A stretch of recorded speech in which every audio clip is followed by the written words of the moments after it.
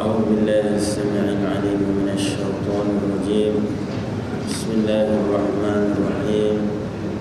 الحمد لله رب العالمين، والصلاة والسلام على أشرف الأنبياء والمرسلين سيدنا ومولانا محمد وعلى آله وصحبه ومن دعا بدعوته وسن بسنته إلى يوم الدين. Amma ba'd.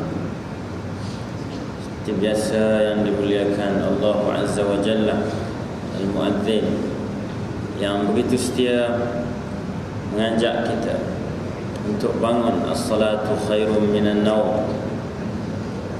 Mungkin orang kata bangun dah bersahur dah. Memanglah as-salatu khairum minan naum. Tapi tengah-tengah demam Rio de Janeiro ni, kita ingatkan sebab ada sembang-sembang, cakap-cakap ni bagus, ada bola ni, senang kita bangun sahur.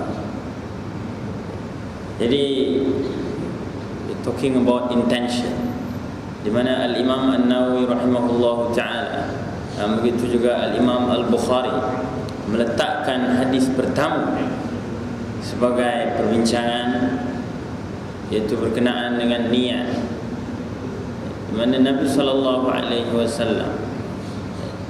dalam hadis ahad, hanya diriwayatkan oleh seorang sahabat, iaitu Al-Faruq Umar bin Khattab radhiyallahu anhu, yang menyebutkan sami'tu an-nabiy sallallahu alaihi wasallam, aku telah mendengar Nabi sallallahu alaihi wasallam bersabda, innamal a'malu binniyat wa innamal likulli imri'in ma nawa.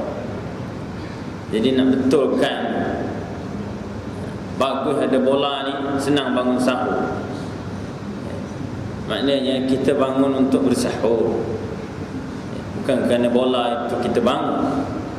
Apatah lagi ini Ramadan, this is Ramadan, yang begitu istimewa berbanding dengan bulan-bulan yang lainnya. Jadi mudah-mudahan bagaimana kita biasa mendengar di luar Ramadan as-salatu khairum minan naum, dia mengingatkan kembali tujuan kita datang ke dunia bukan hanya semata-mata untuk menikmati keseronokan dunia, tapi kita datang untuk bangun. Bila kita tidur, bangun untuk beribadah pada Allah Subhanahu wa ta'ala. Seterusnya Tuan Imam yang mengajak kita untuk merenung suasana kedahsyatan pada hari kiamat, hari yang kata Nabi Ibrahim dalam surah Asy-Syu'ara, Allah Subhanahu wa ta'ala memperihalkan, a'udzu billahi minasyaitonir rajim, yauma la yanfa'u malu wala banun illa man atallaha biqalbin salim. Kita semua ada milikan, ada harta, ada anak, zuriat, keturunan, tapi pada hari di mahsyar nanti sudah tidak bererti lagi pemilikan harta benda dan anak pinak, melainkan kata Allah, illa man atallaha biqalbin salim, mereka yang datang kepada Allah, menemui Allah Subhanahu wa ta'ala dalam keadaan qalbin salim. Jadi mudah-mudahan apa yang kita nikmati dari bacaan tuan-tuan imam dalam solat kita yang khusyuk semakin mendekatkan kita. Sebab itu antara ucapan tahniah di bulan Ramadan ialah kullu 'am wa antum ila Allah aqrab. Setiap tahun dan anda semakin akrab, semakin hampir dengan Allah Subhanahu wa ta'ala. Dan memang ia Allah telah menyebutkan, dan Allah Subhanahu wa ta'ala telah menetapkan tentang ajal kita, dikatbi rizqihi wa ajalihi wa syaqiyyun aw sa'id, yang disebut juga dalam Matan Arba'in Al-Imam An-Nawawi, salah satu daripada hadisnya menyebutkan pada umur 40 hari kita dalam kandungan ibu, malaikat akan diutuskan, dan antara tugas yang dijalankan oleh malaikat ialah menetapkan apa apa yang telah pun diperintahkan oleh Allah, termasuk ajal atau ketentuan usia kita. Jadi benarlah itu, wa antum ilallahi aqrab. Setiap tahun dan kita semakin hampir kepada Allah Subhanahu wa taala, semakin hampir untuk kita bertemu dengan Allah Azza wa Jalla, dan sepatutnya semakin dekat kita, semakin bertambah ibadah kita, semakin bertambah kasih dan cinta kita kepada Allah Subhanahu wa taala dan Rasulnya. Nak sebut tadi betapa hebatnya suasana kedahsyatan hari kiamat, yang mudah-mudahan menginsafkan kita. Seronok macam mana pun kita di dunia ini hanya sementara. Kita akan melalui barzakh dan seterusnya mahsyar, dan mudah-mudahan kitalah golongannya yang akan ditempatkan oleh Allah Subhanahu wa taala. Lebih-lebih lagi menyebut tentang Ramadan, kitalah insya-Allah yang akan masuk melalui pintu Ar-Rayyan yang dikhususkan oleh Allah Azza wa Jalla buat kita semua atas ibadah puasa yang kita jalani. Seterusnya pengurusi ahli jawatan kuasa Masjid Al-Mujahidin Muslimin Muslimat yang dirahmati Allah Subhanahu wa taala. Mudah-mudahan kita sentiasa meletakkan intention kita. Walaupun kita tak boleh nak membantu saudara-saudari kita muslimin dan muslimat mengangkat senjata, nanti habis kena tangkap pula semua ni. Mula daripada ni anak Jawa ni sampai semua ni, semua kena tangkap. Militan. Kenapa? Kerana nak membantu muslimin muslimat di Gaza yang sedang ditimpa musibah, dihujani dengan peluru dari musuh-musuh Allah Subhanahu wa taala yang dipimpin oleh pengganas, oleh teroris, iaitu Ariel siapa nama dia ni, Benjamin Netanyahu. Dia Sharon dah berjumpa dengan Allah dah. Ni sekarang giliran pengganas seterusnya, iaitu Benjamin Netanyahu, terus menerus melakukan kekejaman dan penindasan pada saudara-saudari kita muslimin dan muslimat di Gaza. Mudah-mudahan Allah Subhanahu wa taala membantu kita untuk ada intention untuk menjadi mujahidin, tanpa kita memperdulikan apa juga yang cuba untuk dilabelkan oleh sesiapa juga yang ingin melabel. Kita niat kita ikhlas, niat kita baik, iaitu untuk membantu saudara-saudari kita muslimin dan muslimat yang sedang dizalimi. Dan mudah-mudahan doa kita sama ada dalam kunut nazilah, dan begitu juga doa-doa kita, kerana setakat ini itu saja yang mampu untuk kita laksanakan. Dan again and again mengambil keberkatan rumah Allah Subhanahu wa taala yang tuan-tuan namakan dengan Al-Mujahidin ni tadi. Mudah-mudahan Allah Subhanahu wa taala menulis kita dari kalangan mereka yang berjihad fi sabilillah pada jalannya. Jadi pada pagi yang ke-8 dalam bulan Ramadan 1435 Hijriah, kita mengharapkan Allah Subhanahu wa taala menjanjikan peluang untuk kita beribadah pada satu malam yang lebih baik dari 1000 bulan, iaitulah yang mana kita sedia maklum Lailatul Qadr khairun min alf syahr. Dan mudah-mudahan kitalah yang menjuarai piala Lailatul Qadar yang lebih mahal daripada World Cup itu tadi. World Cup tu 4 tahun sekali. Oh, kita bagi alasan Ramadan setahun sekali. Jumpa ke nanti Ramadan tahun depan? Wallahu a'lam.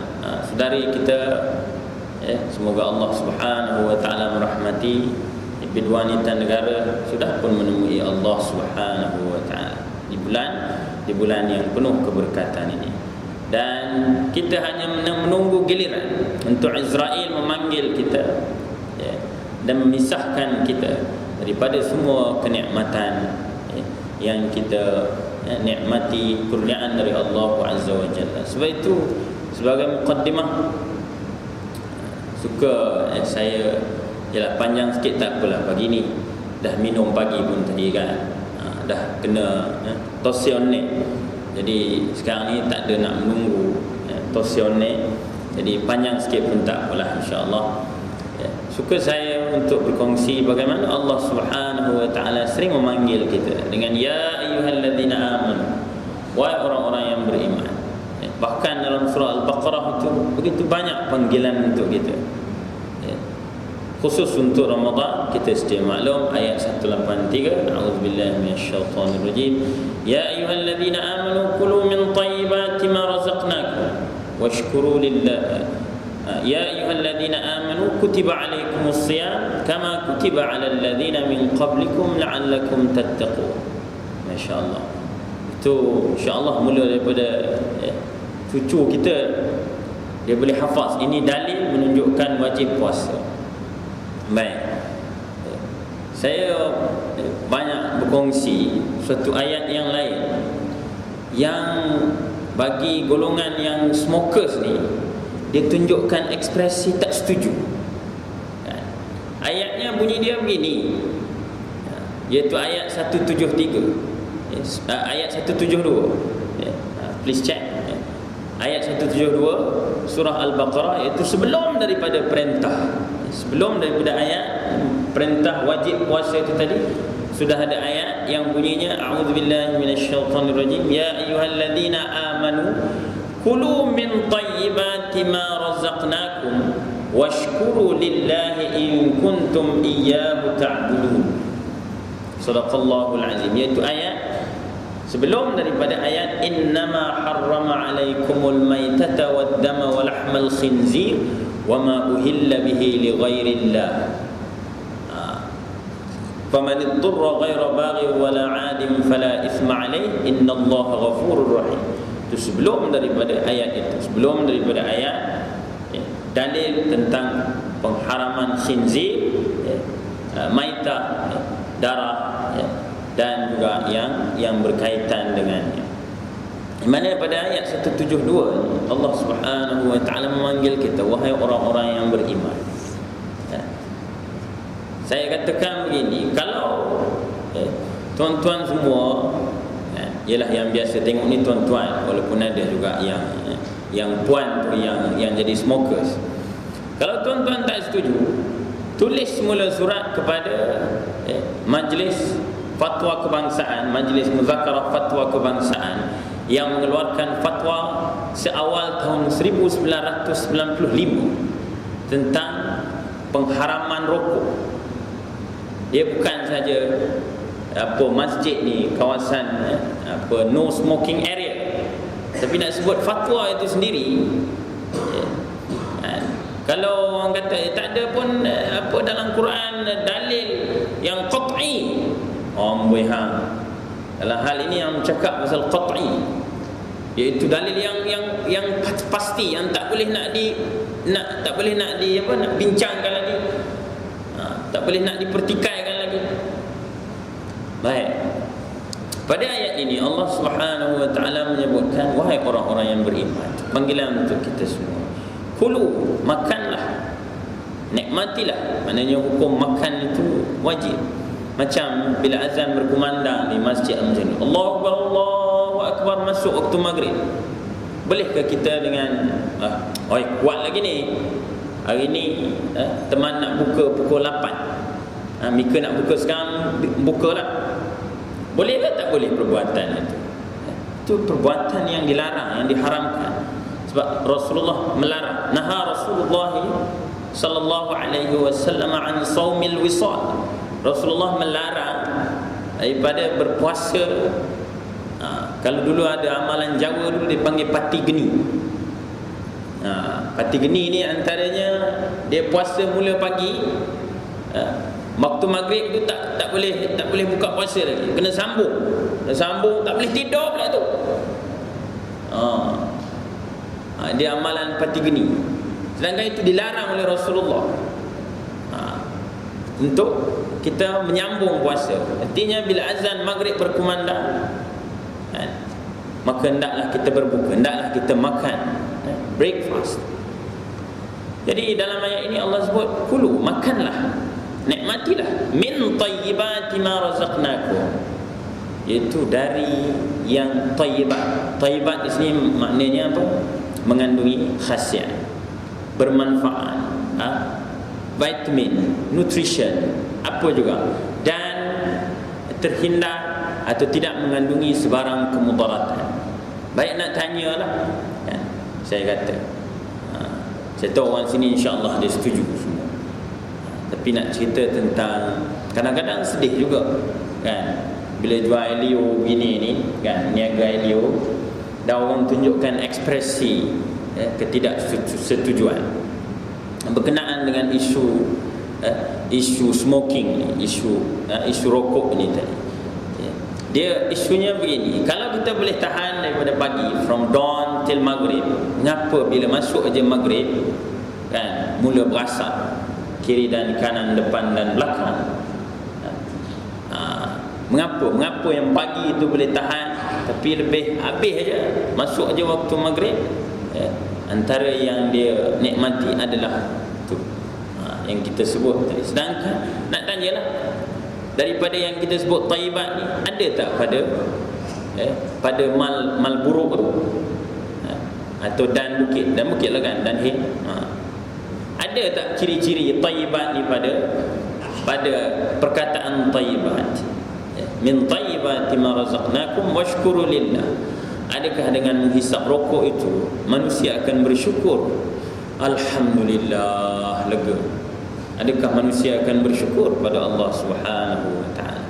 Jadi kita nak menggugah, kerana bagaimana kita tahu ini syarikat multinational yang dia menyumbang begitu banyak $1 million, syarikat-syarikat ini tadi, dan disalurkan pada pihak-pihak yang akhirnya memerangi semula umat Islam. Jadi fikirkanlah, kita membakar, maknanya sebahagian besar daripada umat Islam membakar wang mereka sendiri, sedangkan wang itu yang dikorbankan itu akhirnya disalurkan untuk membunuh atau menzalimi semula umat Islam, dan dalam masa yang sama memberikan kemudaratan dan tak masuk dalam min tayyibati ma razaqnakum, sebagaimana yang disebutkan oleh Allah Subhanahu wa taala. Jadi sebagaimana kita akur dengan ya ayyuhalladzina amanu kutiba alaikumusiyam, marilah sama-sama kita bantu golongan yang perlukan bantuan. Bagi saya orang smokers ni, mereka perlukan bantuan untuk berhenti dan keluar daripada kancah asap yang berjerebu itu tadi.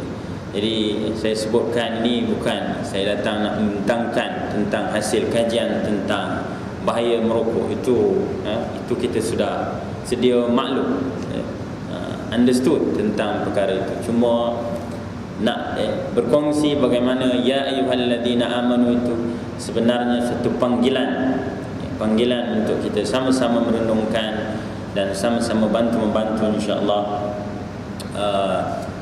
bagi seterusnya kita mendapatkan apa yang disebutkan oleh Allah Subhanahu wa taala, khusus berkenaan dengan as-siyam, iaitu la'allakum tattaqun, supaya kalian bertakwa pada Allah Subhanahu wa taala. Baik, insya-Allah hari ini kita sambung apa yang dipesankan oleh Nabi sallallahu alaihi wasallam berkenaan dengan perkhabaran peristiwa akhir zaman atau tanda-tanda kedatangan kiamat yang besar, yang kita dah mulakan tempoh hari. Siri-sirinya bermula dengan kedatangan atau kemunculan Imam Al-Mahdi, yang namanya kata Nabi sallallahu alaihi wasallam yuwati usmuhu ismi, sama namanya dengan namaku, dan sebagaimana disepakati oleh para ulama, Al-Mahdi Al-Muntazar, Imam Mahdi yang ditunggu-tunggu, yang disebutkan dalam hadis-hadis Nabi sallallahu alaihi wasallam ini berasal dari keturunan Sayyidina Hasan bin Ali radhiyallahu anhuma.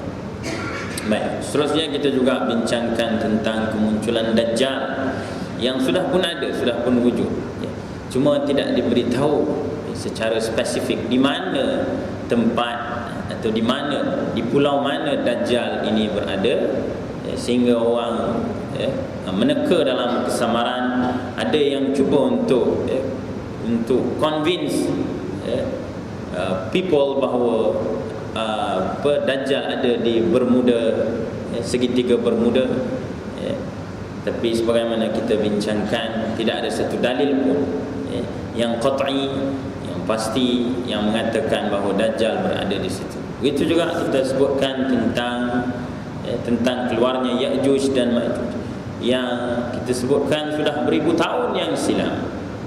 Ya'juj dan Ma'juj ini sudah ada, dan Allah Subhanahu wa taala membentangkan kronologi bagaimana Zulkarnain, iaitu seorang raja yang adil, yang bukan Alexander the Great dari Makedonia, sebagaimana yang cuba untuk dikelirukan oleh beberapa kalangan sejarawan.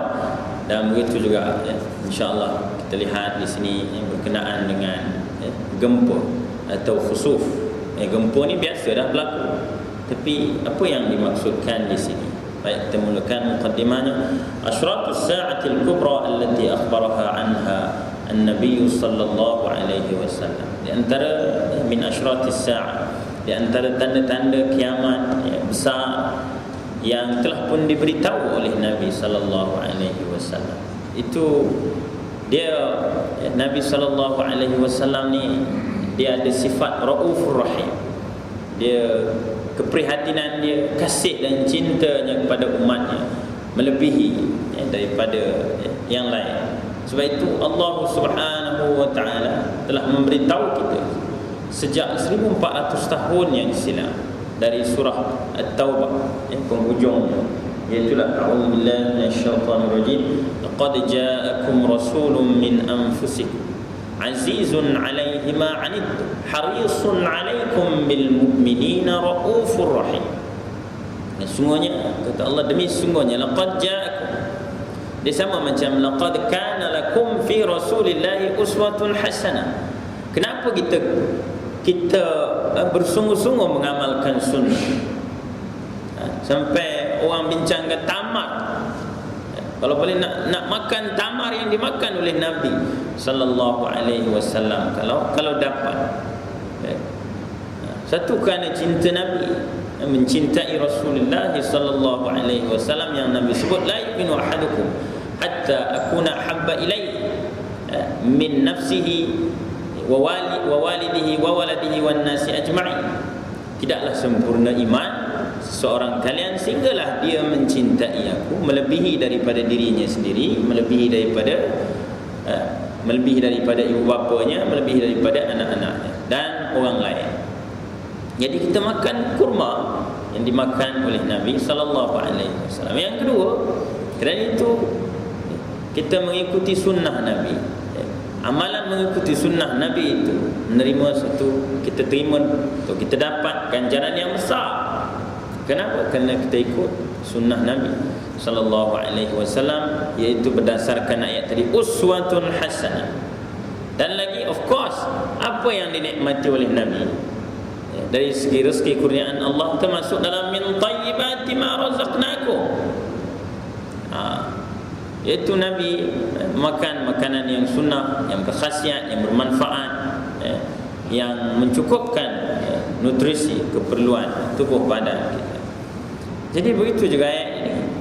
Allah Subhanahu wa taala menyebutkan dari segi rohaninya, laqad ja'akum rasulun min anfusikum, telah datang seorang rasul daripada kalangan kalian, azizun 'alaihi ma 'anittum, dia bersungguh-sungguh benar supaya kalian ni beriman pada Allah Subhanahu wa taala. Sebab itu Nabi terangkan in detail.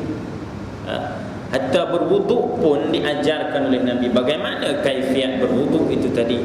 Sebagaimana gurunya, tuan gurunya iaitu Jibril alaihi salam mengajarkan pada Nabi. You tell me, apa yang tak diberitahu oleh Nabi sallallahu alaihi wasallam dalam tata cara kehidupan ni tadi. Jadi begitu juga tentang perkhabaran berkenaan dengan peristiwa akhir zaman, supaya bila berlaku fitnah akhir zaman, bila berlaku pelbagai perkara, kita ada panduan untuk itu. Ini termasuklah di sini perkhabaran tentang peristiwa besar. Contohnya Mahdi, itu peristiwa besar akhir zaman. Jadi orang tidak mudah-mudah dia simply say, oh, mengaku jadi Imam Mahdi, kerana kita ada panduan. Oh, kita dah tahu ciri-ciri Imam Mahdi itu begini. Begitu juga tentang gempa ni tadi. Gempa yang bagaimana? Gempa di mana?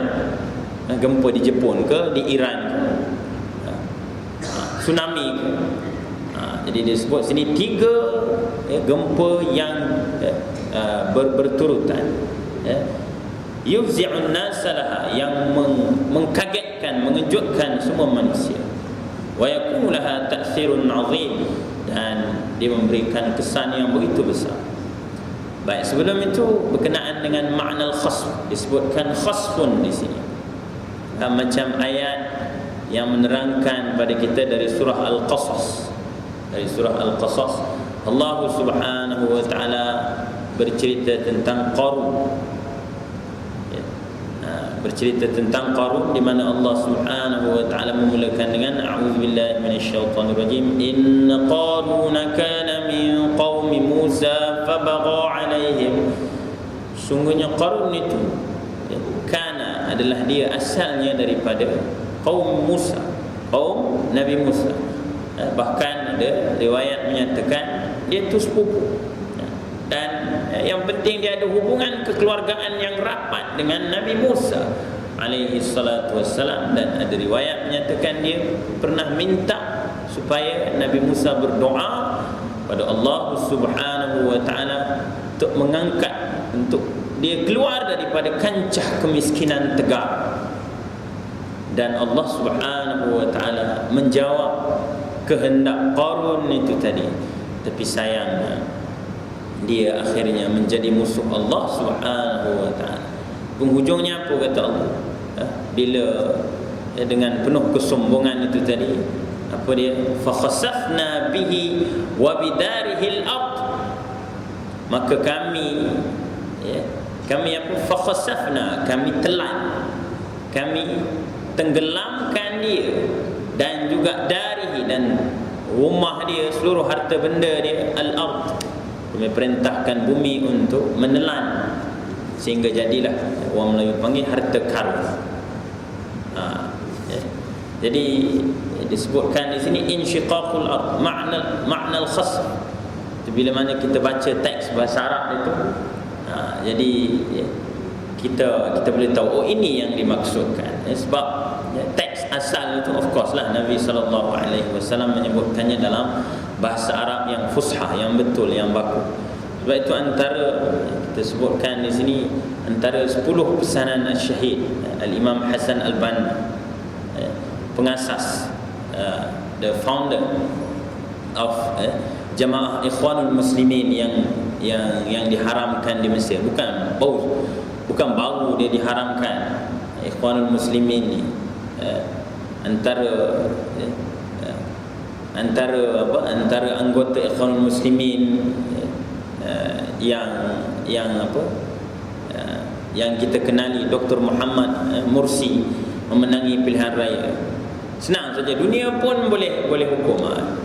You haramkan sebab dia popular, sebab rakyat Mesir sokong dia menang pilihan raya, dan you buat perancangan yang licik, yang rapi, sehingga akhirnya sekarang nasib Ikhwanul Muslimin diharamkan.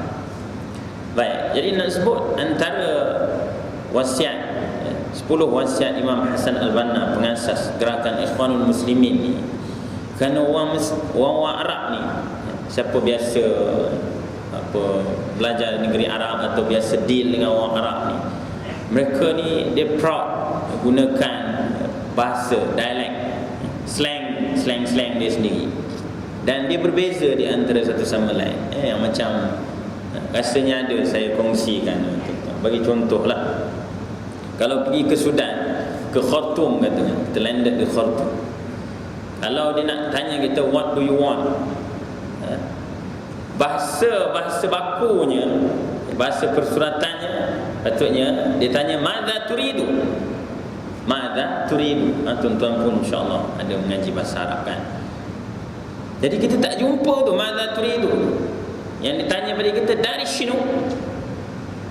Apa kita, kalaulah kita bawa buku bahasa Arab tu kan, nak jumpa madza turidu tu dalam percakapan, apa dari sinu ni? Sebenarnya madza turidu dari sinu tu adalah madza turidu. Pergi ke Kairah pula. Pergi Kairah, pergi Mesir, ni tempat lahirnya Ikhwanul Muslimin ni. Sampai di Kairah di Mesir pula, mereka akan tanya pula, begini bunyi dia,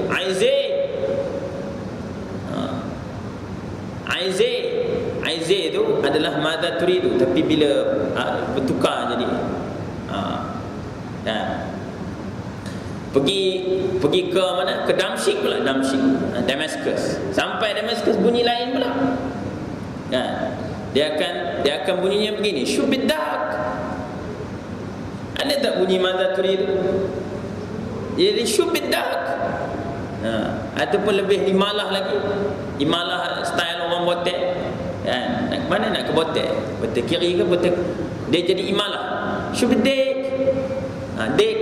Ada tak bunyi turidu? Baik, pergi Yaman pula, Sana'a. Ya. Dia akan tanya bunyi ishtishti. Ishtishti. Dia ishtishti ni ada dalam Quran pun ada, walakum fima tashtahi anfusukum. Tapi bila dia di broken kan menjadi ishtishti. Jadi saya nak bagi tahu apa sini, ya. Rujukan kita dalam bahasa Arab baku. Tapi Al-Imam Hasan Al-Banna kata, kenapa waktu Mesir ketika itu di bawah penjajahan British, dia orang buat tak peduli dengan sumber rujukan umat Islam, Al-Quran, Sunnah Nabi. Mereka tu orang Arab, dan kalau sekali baca lebih lancar daripada kita dan lebih faham daripada kita. Tapi kerana mereka membiasakan dengan dialek, dengan bahasa-bahasa yang sudah dibrokenkan ini tadi, maka menjadikan mereka tidak mengambil tidak concern tentang apa sebenarnya yang disampaikan menerusi Al-Quran, menerusi hadis Nabi, dan juga karya-karya para ulama, salafus salih ridwanullahi alaihim ajma'in. Jadi kan itu nak sebutkan antara wasiat Imam Hasan Al-Banna ni, apa dia antara nasihat dia, iaitu hawil an tatakallam bil fusha. Dia kata sini ijtahid an tatakallam al-arabiyyah al-fusha fa inna dhalika min syi'aril Islam. Itu wasiat beliau yang ketiga. Berusahalah, ijtahid, berusahalah bersungguh-sungguh untuk bercakap dalam bahasa Arab yang fusha, kerana dia adalah merupakan syiar Islam. Benar atau tidak itu? Bagaimana untuk kita menafikannya dalam keadaan kita berhajat untuk memahami Al-Quran dan As-Sunnah ini? Kerana itu, selagi agi hidup agi ngelaban, selagi kita dapat berpeluang mempelajari bahasa Arab, maka pelajarilah dia. Jangan tengok umur. Hatta kalau umur macam saya 42 tu, terbalikkan jadi 24 supaya kita lebih bersemangat. Kalau 52, terbalikkan juga jadi 25. Jadi begitu. 62, terbalikkan jadi 26 supaya kita bersemangat untuk mempelajari bahasa Al-Quran, bahasa hadis Nabi sallallahu alaihi wasallam, and of course for sure dia adalah bahasa syurga, lughatu ahlil jannah insyaallah. Jadi nak sebut berkenaan dengan perkataan khasfun yang disebutkan oleh Allah Azza wa Jalla. Kalau begitu sudah berlaku dah ni.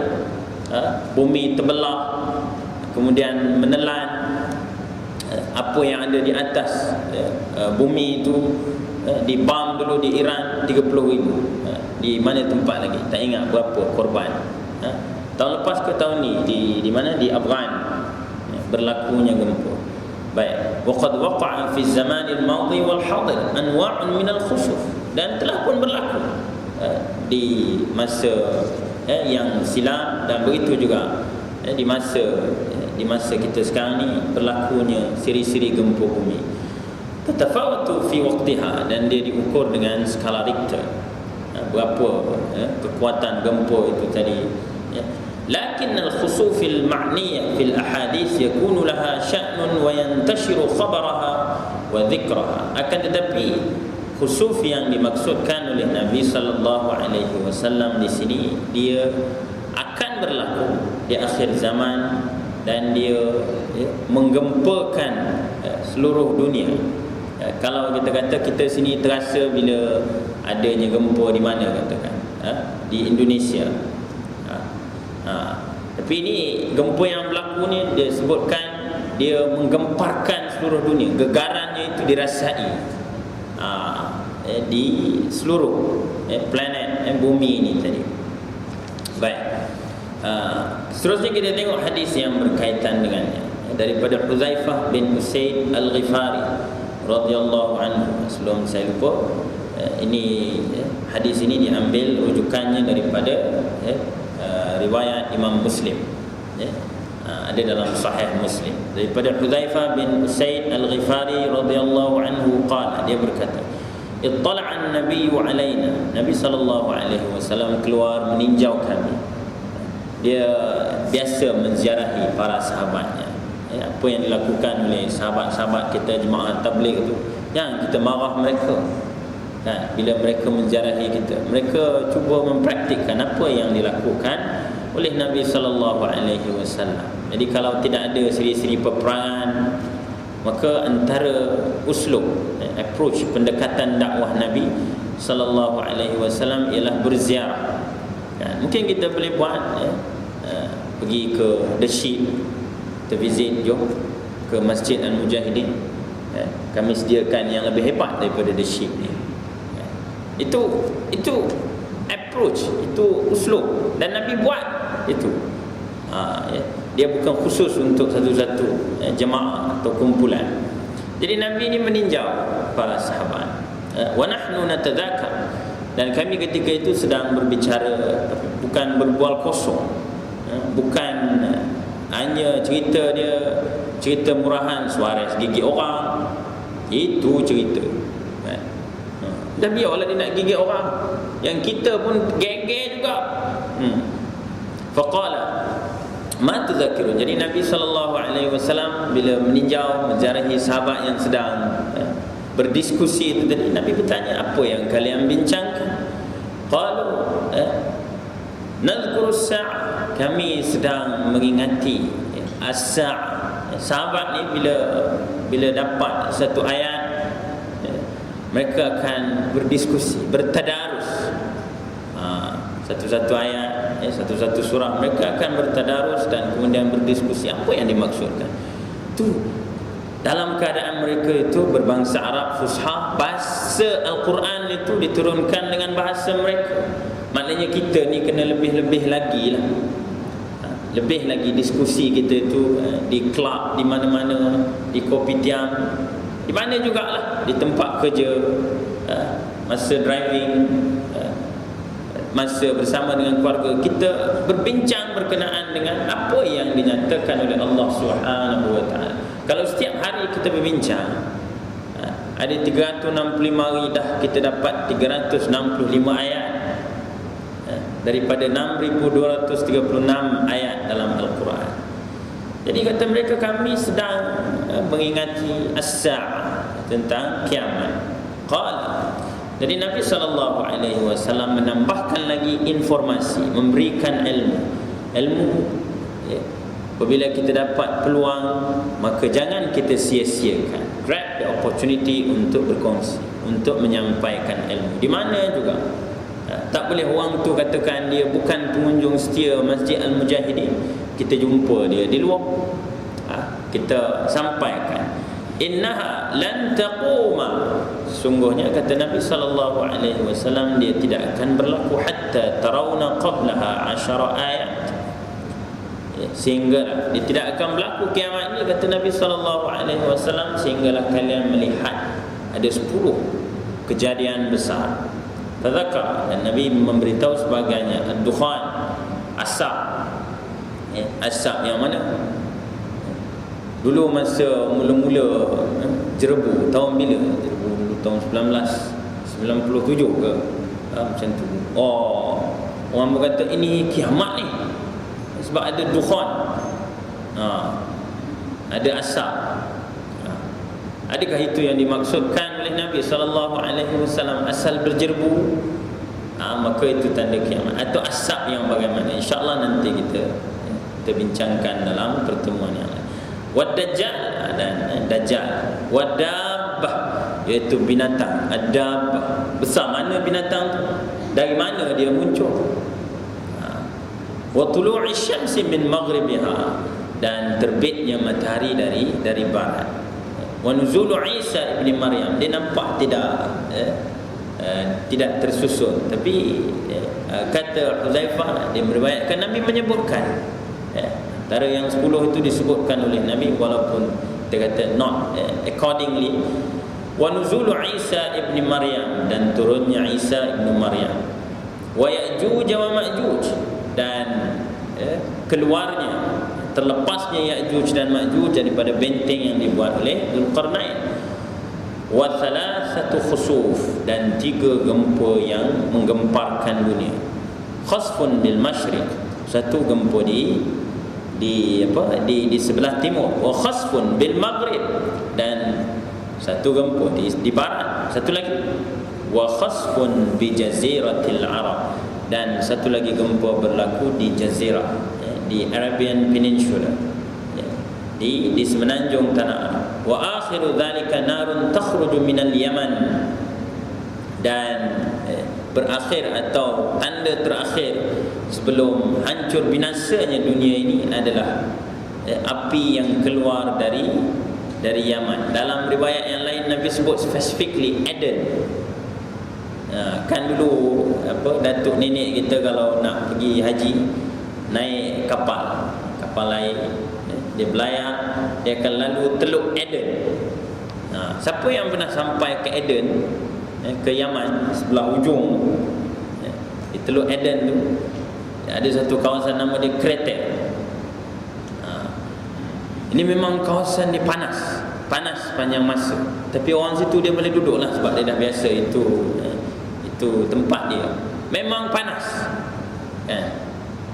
kita tak, maknanya kita kata El Nino apa semua ni, dia tidak boleh menyamai panas yang ada di Kreter, di Eden. Memang panas itu. Jadi Nabi sebut api dia keluar daripada Yaman, tatrudun nas ila mahsyarihim, yang akan menggiring manusia ke mahsyar mereka dan berlaku kiamat di situ. Kita sebut tadi hadis ni adalah riwayat Muslim. Jadi Nabi SAW menyebutkan berkenaan, kerana tajuk perbincangan kita pagi ini iaitu berkenaan dengan gempa. Apakah ciri-ciri gempa yang berlaku ini mengingatkan kita tentang kiamat? Of course, sebagaimana Allah Subhanahu wa taala tadi, Tuan Imam membacakan untuk kita suratul Zalzal.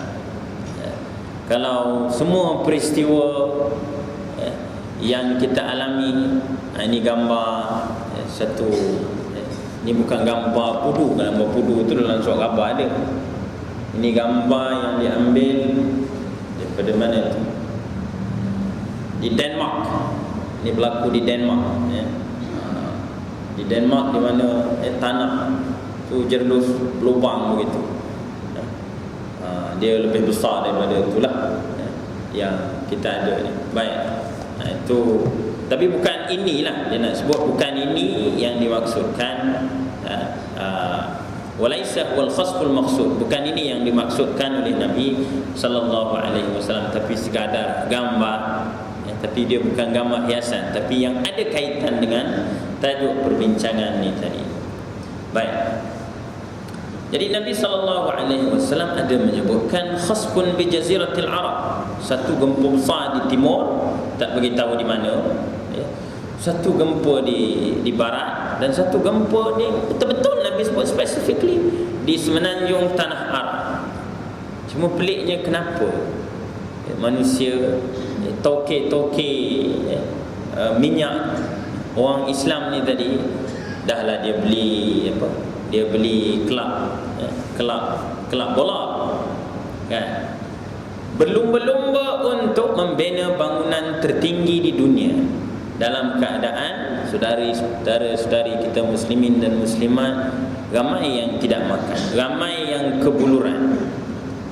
Kalau orang bercakap tentang seorang anak yang terbiar, terlantar itu, bagaimana dengan nasib muslimin dan muslimat yang terlantar di kamp-kamp pelarian di Syria, Jordan, bahkan di tempat-tempat yang lain. Jadi nak sebut di sini bahawa apa kaitannya bangunan besar ni? Kita tahu dah kalau Nabi SAW menyebutkan bi jaziratil Arab, tak sepatutnya bangunan tertinggi di dunia didirikan di kawasan itu, kerana dia melibatkan ni perkhabaran Nabi SAW berkenaan dengan gempa ni tadi. Jaa fi ba'd riwayat tahdid makan wa sabab ahad al-khusuf al-thalathah al-kubra huwa khasfun yakunu fi jaziratil Arab. Itu teks Arab dia, iaitu dalam beberapa riwayat disebutkan secara spesifik tempat berlakunya gempa yang menandakan datangnya kiamat itu. Baik, kita ambil di sini hadis yang diriwayatkan oleh Ibn Hibban, rawahu Ibn Hibban, diriwayatkan oleh Al-Imam Ibn Hibban dalam periwayatannya daripada Ummi Salamah, salah seorang daripada isteri Nabi sallallahu alaihi wasallam, bahawa Nabi sallallahu alaihi wasallam bersabda, kata Ummi Salamah, yakunu ikhtilaf 'inda maut khalifah fayakhruju rajulun min Quraisy min ahli al-Madinati ila Makkah fayatihi nasun min ahli Makkah fayakhrujunahu wa huwa karihun fayubayi'unahu baina ar-rukni wal maqam fayab'athuna ilayhi jayshan min ahli Syam فإذا كانوا بالبيداء خسف بهم فإذا بلغ الناس ذلك آتاه أبدال أهل الشام وعصابة أهل العراق فيبايعونه. Jadi berkenaan dengan Syam, Iraq, ada orang tanya saya, apa sebenarnya yang berlaku di Iraq sekarang ni? What happened actually? I said I don't know. Saya tak tahu apa yang sebenarnya berlaku. Dia betul-betul apa mujahidin ke ataupun wallahu a'lam. Baik, siapa yang ada maklumat yang tuntas yang pasti berkenaan dengannya boleh tampil ke hadapan dan buat kenyataan untuk umat Islam ni keluar daripada keadaan meneka dalam kesamaran. Baik. Jadi Nabi SAW menyebutkan tentang Syam, tentang Syria, tentang Iraq. Jadi Nabi mulakan berlakunya perbalahan disebabkan kematian khalifah. Jadi Nabi sebut khalifah ketika itu. Sekarang ni Mekah diperintah oleh khalifah ke atau monarki, atau kita boleh jawab sendiri. Jadi Nabi sebut di sini bila khalifah meninggal dunia, kata Nabi, berlakulah peperangan yang dahsyat kerana berebut kuasa, nak menjadi khalifah atau nak menguasai semenanjung tanah Arab itu. Siapa nak jadi penguasa Makkah? Baik, bila sudah begitu, maka keluarlah seorang lelaki dari kalangan Quraisy. Dia ada kaitan dengan hadis ini, menurut para ulama ada kaitan dengan kemunculan Imam Mahdi. Dan ada lagi yang menyatakan no, this is not. Jadi kesimpulannya, kata Nabi SAW, keluar seorang lelaki daripada kalangan Quraisy dari ahli Madinah, asal daripada Madinah, dia pergi ke Mekah. Dan orang Mekah ni, dia tunduk dan dia memberikan sokongan kepada lelaki Quraisy ini tadi, dan mereka berbaiat, bersumpah setia dengan mereka bainar rukni wal maqam, iaitu berhampiran dengan maqam Nabi Ibrahim, maqam Ibrahim, kata Nabi SAW, di situ berlakunya pelantikan, seolah-olah hanya dia lah, dia ketua. Kemudian Nabi nak sebut apa? Bila mereka ni nak menuju ke Syam, bahkan ada tentera datang daripada Syam, daripada Syria. Dan bila mereka sampai di Al-Baida, Baida ni iaitu kawasan Sahara, kawasan padang pasir, iaitu antara perjalanan Makkah dan Madinah. Perjalanan di antara Makkah dan Madinah, kan kita naik bas, lama tu kita lalu kawasan padang pasir, kosong kiri kanan. Jadi Nabi sebut apa? Khusifa bihim, maka mereka pun, atau berlakunya gempa, mereka ditenggelamkan. Berlakunya gempa sehingga menenggelamkan mereka semua. Fa idza balagha an-nasu zalika atahu abdalu ahli Syam. Bila berlaku begitu, maka datang pula tentera dari sebelah Syam, dari sebelah Syria, dan juga dari sebelah Iraq, datang untuk melantik pemimpin, pemimpin yang disebutkan itu tadi. Sebab dia dah dilantik, tapi tentera yang bersumpah setia dengan beliau itu tadi, dengan dia, sudah ditenggelamkan oleh Allah Subhanahu wa taala dalam peristiwa apa? Dalam peristiwa gempa ini tadi. Baik, itu antara hadis yang menerangkan pada kita berkenaan tentang peristiwa gempa bumi yang akan berlaku. Baik, apa kebaikannya untuk kita berbincang berkenaan dengan perkhabaran Nabi sallallahu alaihi wasallam ni tadi?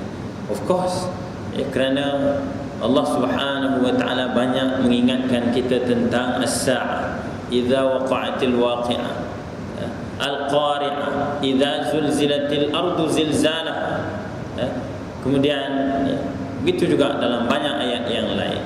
Maka pentingnya untuk memahami berkenaan dengan gempa ini tadi, supaya kita tidak keliru. Sama macam kita menerangkan tentang asap, dukhan yang disebutkan itu, keadaan berasap, berjerbu yang bagaimana yang dimaksudkan oleh Nabi sallallahu alaihi wasallam di sini. Baik, dalam hadis yang lain daripada Abu Umamah Al-Bahili radhiyallahu anhu, hadis ini dikeluarkan oleh Al-Imam Al-Hakim dalam kitabnya Al-Mustadrak, dan hadis ini hadis yang sahih dengan persyaratan Imam Muslim. Baik, bahawa Nabi sallallahu alaihi wasallam bersabda, yabitu qaumun min hadhihi al-ummati ala ta'amin wa syarab, ala ta'amin wa syarabin wa lahwin. Jadi kata Nabi, akan berlaku keadaan zaman, dan zaman ini dah berlaku pun, di mana kita makan kenyang, tidur lena, dan sebahagian daripada manusia, atau sebahagian besar daripada manusia hidup dalam keadaan lahu, dalam keadaan lupa kepada Allah Subhanahu wa taala, kerana dia dapat semua apa yang dia nak di dunia ini. Fayasbahuna qad musikhu khanazir. Jadi pengertian berkenaan fayasbahuna qad musikhu khanazir, ini dibincangkan oleh para ulama. Adakah maksud Nabi di sini, maka jadilah mereka itu akhirnya bertukar menjadi khanazir wal iyad billah, atau perangai manusia kerana lupa kepada Allah Subhanahu wa taala menjadi seperti khinzir wal iyad billah. Wala yakhsifanna biqaba'il fiha wa fi daurin fiha hatta yusbihu fayaqulu khusifa al-lailah bi bani fulan, khusifa al-lailatu bi dari bani fulan. Sehingga kata Nabi sallallahu alaihi wasallam, Allah Subhanahu wa taala mendatangkan siri gempa demi gempa, sehingga orang pun bercakap, yang dibincangkan oleh manusia ialah siri-siri gempa. Berlaku gempa bumi, ni sekejap berlaku lagi gempa bumi yang bukan lagi manusia katakan, oh ini bencana alam, oh disaster. Jadi term yang kita gunakan sekarang, oh ini bencana alam. tanpa kita mengaitkan ini dengan apa yang sebenarnya disebutkan oleh Allah Azza wa Jalla dalam Al-Quran, dan juga apa yang dinyatakan, yang disebutkan, dikhabarkan oleh Nabi sallallahu alaihi wasallam. Khusifal lailah bidari bani fulan, maknanya siang dan malam berlaku gempa bumi di mana-mana. Kemudian Nabi sallallahu alaihi wasallam, wa arsalat alaihim hasaba hijar wa arsalat alaihim ar-rih al-aqim fatunsifuhum kama nusifat man kana qablahum bi syurbihimul khamr wa aklihimur riba wa labsihimul harir wa ittikhadhihimul qinat wa qati'atuhumur rahim. Baik. Jadi Nabi sebut di sini, iaitu berkenaan dengan siri-siri gempa tadi akibat daripada perbuatan manusia. Bahkan ini telah berlaku pada umat yang sebelumnya, kata Nabi sallallahu alaihi wasallam, kerana dalam society itu ada arak, ada riba dan pelbagai kemungkaran yang sebenarnya telah pun dinyatakan oleh Allah Azza wa Jalla berkenaan dengan pengharamannya. Baik, seterusnya hadis daripada Ibnu Umar. Hadis dia banyak, jadi saya sebutkan beberapa saja. Hadis seterusnya itu hadis daripada Ibnu Umar, bahawa Nabi sallallahu alaihi wasallam bersabda, "Baina rajulun yajurru izarahu minal khuyala khusifa bihi fahuwa yatajaljalu fil ardi ila yaumil qiyamah." Wal iyadu billah. Ini Nabi bercerita tentang kesombongan. Kesombongan maknanya, kalau manusia tadi dia sombong, mewarisi kesombongan Qarun, apa dia, kata Nabi, sedang seorang lelaki yang berjalan dengan izar. Izar ni maknanya pakaian yang labuh lah, pakaian yang labuh. Sebab itu baju pengantin tu kita ingatkan, you jangan tiru Lady Diana. Nak pakai baju pengantin, pakailah, tapi jangan waktu seret dan terseret berjalan tu tadi dalam keadaan sombong. Tengok aku duit banyak, boleh pakai kain yang lebih, yang boleh sapu, tak payah panggil MBPJ. No, this is not the issue about itu. Dia isu dia di sini Nabi sebut kesombongan. Kesombongan, dan Nabi mengaitkan itu tentang peristiwa, kata Nabi, bagaimana seorang lelaki yang sedang sombong itu berjalan, tiba-tiba Allah belah bumi dan Allah tenggelamkan dia. Jadi Nabi kata keadaan dia yatajaljalu, itu keadaan dia itu begitu. Nak kata apa bahasa kita? Kalau bahasa Arab dia begitulah, terkapai-kapai. Sampai ke hari kiamat keadaan dia begitu, kata Nabi. Wal iyadu billah. Kerana isu dia sombong, bukan pakaian dia tadi.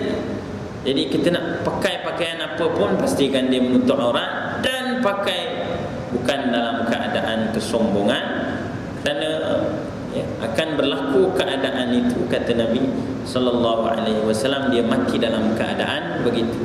Wal iyadu billah. Baik, seterusnya okey. Waqad akhbara an-nabi, ini kesimpulanlah. Waqad akhbara an-nabi sallallahu alaihi wasallam fi hadzal hadis. Nabi sallallahu alaihi wasallam memberitahu dalam hadis-hadis ini, anna an-nas yattakhiduna biladan minha madinatun yuqalu laha al-Basrah. Dalam satu hadis lain, Al-Basrah. Basrah ni di mana? Al-Basrah ni di Iraq. Di bumi yang kita tengok seawal zaman Sayyidina Uthman ibn Affan radhiyallahu anhu sudah berkumpulnya golongan munafik di situ. Seawal zaman khalifah yang ketiga Uthman ibn Affan radhiyallahu anhu. Jadi Nabi sallallahu alaihi wasallam ada menyebutkan, saya bacakan satu hadis yang berkaitan dengan suatu tempat yang namanya Basrah. Basrah ni sekarang ni orang Syiah conquer lah. Hadisnya daripada Anas bin Malik radhiyallahu anhu, bahawa Nabi sallallahu alaihi wasallam bersabda, "Ya uns, innan nas ya, wahai manusia, ya, kata Nabi, wahai Anas, sungguhnya manusia innan nasa yumassiruna amsar wa inna misran minha yuqalu lahul basrah awil basirah, kata Nabi. Sungguhnya manusia ni dia yumassiruna, dia meramaikan kota-kota. Sebab itu di mana saja dia berdirinya kota, hendaklah dibina masjid di situ, kerana imarahnya kota itu tadi adalah dengan imarahnya masjid, rumah-rumah Allah Subhanahu wa taala. Atau kalau tidak, wal iyadu billah, akan datang kemurkaan dari Allah Azza wa Jalla. Jadi Nabi sebut sungguhnya manusia yumassiruna amsar, meramaikan kota-kota. Wa inna misran minha, Mesir tu sebenarnya asal maksud dia adalah negeri atau kota. Jadi salah satu daripada kota ni namanya Basrah, kata Nabi. Fa in anta mararta biha aw dakhaltaha fa iyyaka wasibakhuha wa qila'uha wa suqiha wa babi umara'iha. Jadi Nabi pesan pada Anas bin Malik 1400 tahun dulu, dia kata kalau engkau lalu di situ ataupun kau ada urusan, maka hendaklah kau cepat-cepat menyelesaikan urusan, dan jangan duduk berdiam di situ menikmati apa saja yang ada di situ, kerana itu tempat fitnah. Tempat fitnah yang melibatkan penduduk yang ada di situ. Wa alaika bidawahiha. Kita tengok acara mencederakan diri antaranya berlaku ni inilah di Basrah ni tadi. Wa alaika bidawahiha fa innahu yakunu biha khusifa wa qudhifa wa rujifa wa qaumun yabituna yasbahuna qiradatan wa khanazir. Dia kata Nabi sallallahu alaihi wasallam, dah hendaklah, dia kata, engkau tinggalkan tempat itu, jangan menghampiri kawasan itu, kerana di situ akan berlaku gempa. Jadi hadis ini dia nak menunjukkan pada kita berlakunya yang Nabi sebut gempa di sebelah timur itu tadi, berdasarkan hadis ini dia berlaku di kawasan ini. Sebab ada hadis-hadis yang lain bila Nabi sebut timur, dia merujuk ke arah sebelah sini. Arah sebelah sini inilah sebelah Iraq. Walaupun perbincangan dia panjang, Nabi ada menyebutkan Khurasan dan lain-lain lagi, tapi sebagai kesimpulan untuk hadis ini, Nabi menyebutkan kawasan Basrah dan sekelilingnya, kata Nabi, jauhilah dia, hindarkan, kerana di situ akan berlaku gempa dan berlaku fitnah, sehingga Nabi menyebutkan mereka itu seperti kera dan khinzir, wal iyadu billah. Dia merujuk pada sikap, perangai dan kemunafikan. Kita bukan bagi tuduhan, bagi sebakul itu asal Iraq je munafik, wal iyadu billah, tidak begitu. Tapi ini antara indikator yang disebutkan oleh Nabi sallallahu alaihi wasallam menjadi panduan untuk kita melihat fitnah-fitnah yang muncul, yang berlaku ni tadi, sebenarnya sudah pun ada disebutkan oleh Nabi sallallahu alaihi wasallam dalam hadis-hadisnya. Jadi muslimin muslimat yang dirahmati Allah Subhanahu wa taala, saya simpulkan di sini sebagai penutup bahawa ini adalah merupakan iaitu berlakunya 3 gempa yang besar itu tadi. Tidak mengambil kira gempa-gempa yang sudah pun berlaku selepas dan yang ada di zaman kita, bahawa ini semua adalah menunjukkan tanda kekuasaan Allah Subhanahu wa taala, bahawa bumi ini milik kepunyaan Allah Subhanahu wa taala. Jadi sebagai khalifah, pengurus tadbir, as a managers, sebagai panduan untuk kita mengurus tadbir muka bumi Allah Subhanahu wa taala ini, maka mudah-mudahan kita dapat berbincang bagaimana untuk mengurus tadbir, ada good governance dalam pengurusan muka bumi ini, especially kita ada United Nations dan sebagainya. Mungkin kita boleh berpakat untuk menerangkan hadis-hadis berkenaan dengan peristiwa akhir zaman ini. Wallahu